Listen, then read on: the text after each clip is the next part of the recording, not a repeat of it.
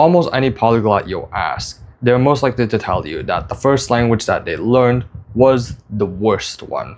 I'm not saying that it was worst where they are really bad speakers of the language, but rather it's the worst that they use perhaps really unoptimized strategies or extremely bad methods. Let's say, for example, just constantly using textbooks or never really trying to speak after just getting so much input for a long period of time. It's these little mistakes that make us better in a language. I can also say for myself as well, when I first started immersion learning, there were still lots of questions and random mistakes that I made here and there, but that didn't really let that stop me, and I just kept going. Eventually, even though I did have these suboptimal methods that definitely, if I were to go back and fix them, if I had a time machine, I would, I'd also kind of be grateful for them, because without these mistakes, I wouldn't have been learning more. So let's go think up of a scenario, and pretty much the main topic of this video. If I were to, let's say right now, forget Mandarin, how would I go about studying it again? Because I tried to recreate that experience with Spanish, so I'll give you a little bit more of that sort of beginner aspect that I sort of felt with Spanish, but I'm also not going to make a scenario where I'm just a kid again, because as science shows, kids usually learn languages a lot faster compared to adults and usually get a lot more fluent with it. Acquiring an accent is much easier at this stage. So let's assume right now I just forget Mandarin. So let's go get into that right now. All right, so the beginner stage. I previously went about this stage by spending around, let's say, a good amount of, let's say, 12 years every once a week studying just a little bit, and then maybe having some homework for, let's say, another hour. And that was really it. And I just did that for just 12 years straight. And eventually I did go to school, but even then school sucked. So here's what I would have done if I were to be right now in my shoes, still beginner in Mandarin. First off, right now, I would have definitely started looking into pinyin and focusing on some tones a bit more, and more of the listening aspect in Mandarin, because I remember that a lot earlier you were be introduced to things like characters as well. I'm not saying that those aren't important, but rather I would have focused a lot more on the listening aspect and the tones aspect of things. I would just try to start, let's say, trying to get used to the tones, hum them, let's say, know what they sound like, and also get used to, let's say, the basic phonology of Chinese a lot earlier. I would definitely try to get a little bit of speaking just for the point of pronunciation practice and being able to listen to things better, perhaps building up a bit of good habits early on so I don't sound weird later on. It's going to take forever to fix it. And also, yes, it's okay to make mistakes early on now, I would tell myself. And even though I were to probably inherit some bad habits from my native language, that would be something that would be inevitable. It's something that you can't help, and you definitely can fix it on later on. It's not going to be like fossilized and you can never get rid of it at all. It's like stuck with you forever and you could just cry about it. And yeah, also just to also mention that spoken language is a lot more different than written language. The reason why I want to focus so much on spoken language, despite, well, the written language being much harder, it's because spoken language can be quite, how do I put this, different. Let's say, for example, in English, where we say lots of things, we clump words together, we tend to sometimes just omit sounds from each other. I'd rather much more likely get used to the spoken language a little bit before then starting to truly dive into the written language, where sometimes right now, let's say, for example, where my reading level has quite surpassed my listening to a bit, and it's kind of awkward where I could read certain things that are a bit more advanced, but my listening level, it's kind of like, it's like a couple of words that I could read, but for some reason I can't hear. So definitely I would be focusing a lot more on the spoken language earlier on. It's also probably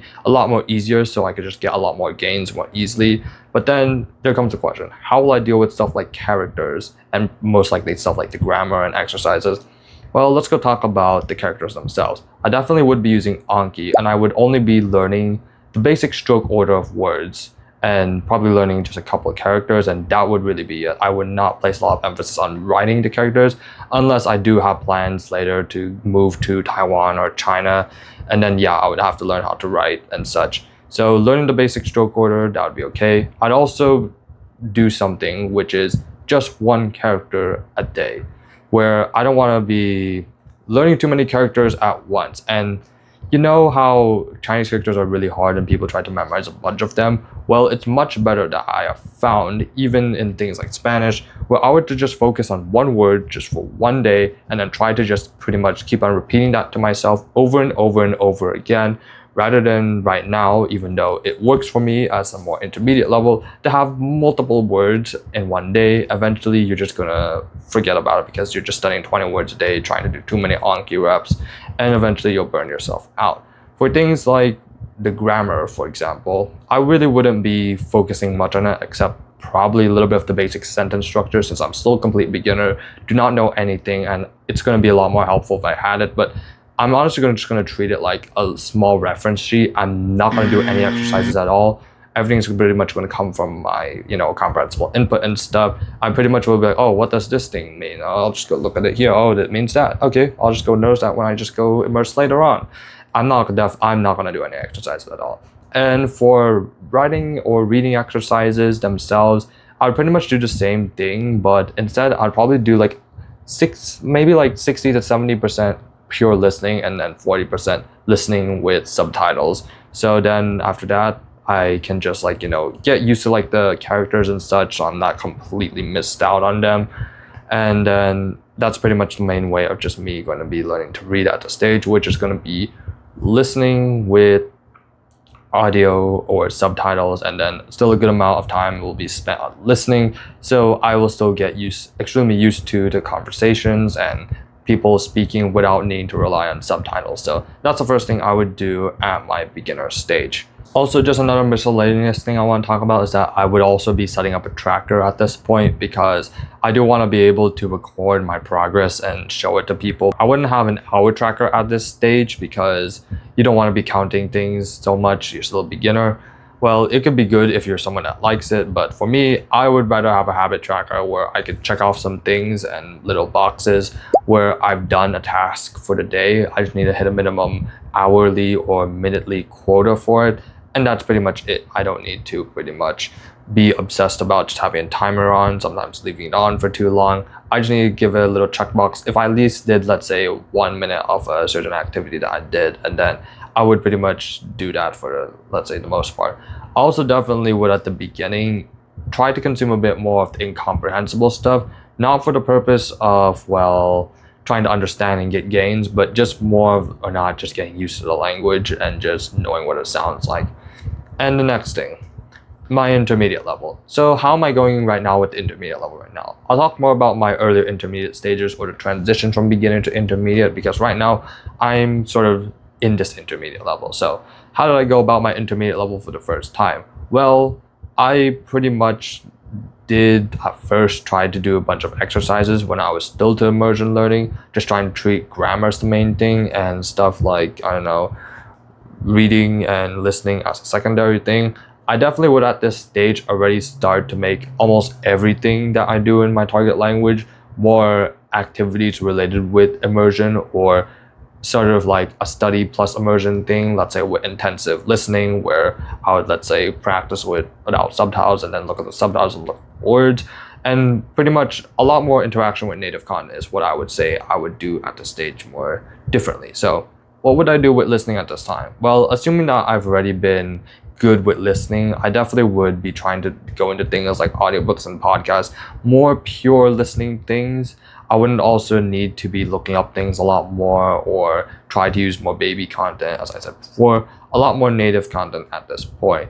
I definitely also, with reading, let's say, for example, I'm a lot more, let's say, well developed with my Anki at this point. I also start increasing the amount of cards I would be reviewing, and I'd also be starting to make plans in order to read my first novel in Mandarin. It probably will not be as hard as something like ReZero, which is like a fantasy novel. Maybe something a little bit more daily life related, or perhaps I might even have tried stuff like visual novels, which is just pretty much novels but with like a little slideshow going on, or even video game, let's say audio, where I would just try to like do a lot more pure reading at this stage, because I already have a very good foundation in listening, assuming I've been listening a lot up to this point.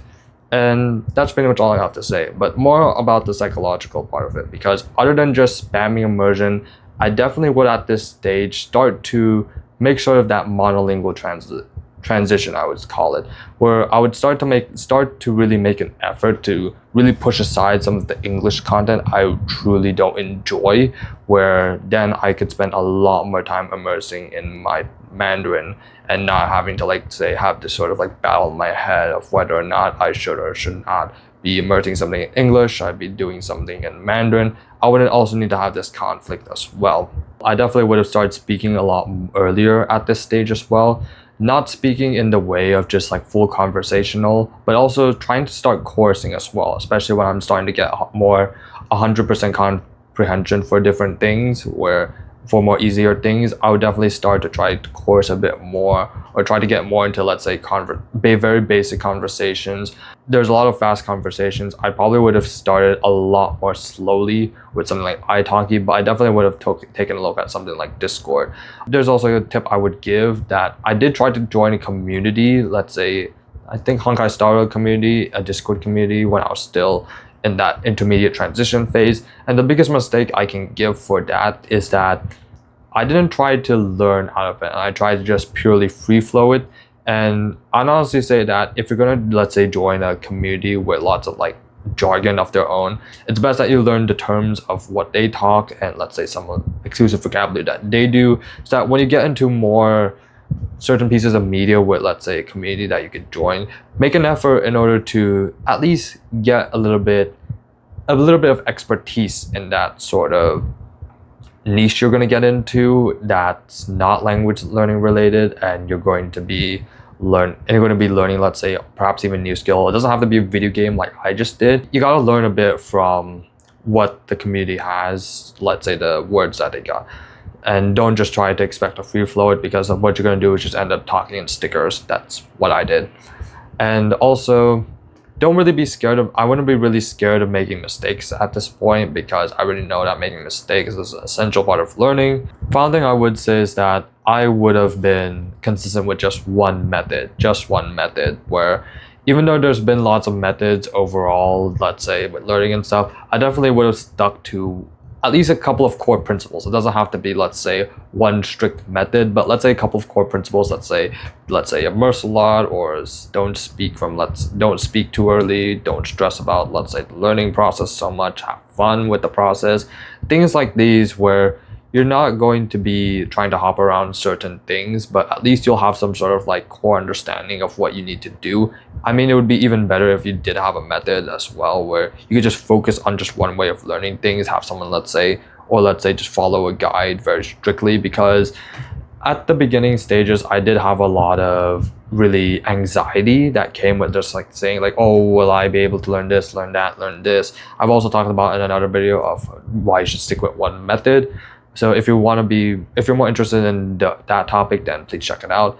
And that's really all I have to say about what would I do if I were to learn Mandarin from day zero. It's a lot more, pretty much it just gives me a lot more confidence, where I could just learn Mandarin or learn a language from zero, already knowing what I've done. And just for you out there, complete beginners who are watching this video, you really just need to trust the process, and you will be making mistakes. It's not going to be perfect at all, but if you're just to stick to a method and learn from it, you're going to be a lot more successful if you were just to try to optimize every single little bit of it.